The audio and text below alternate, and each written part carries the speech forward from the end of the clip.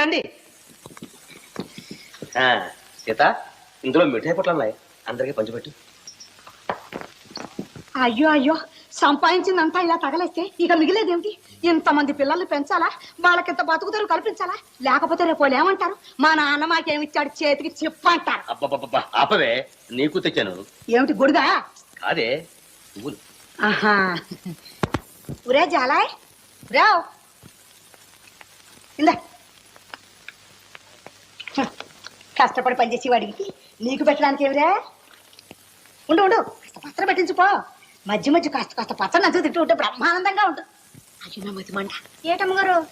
ఏమీ లేదే, పొరపాటున మీ అయ్యగారి పేరు నాలుక మీదకి వచ్చేసింది. ఇంకా ఎన్ని ఏటమ్మగారు ఈ రోజుల్లో?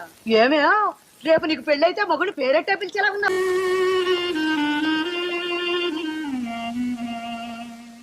వీళ్ళ కళ్ళకి మనం మనుషులంగా కనపడం అనుకుంటా. ఏమంత కోపంగా ఉండమ్మా? కడుపు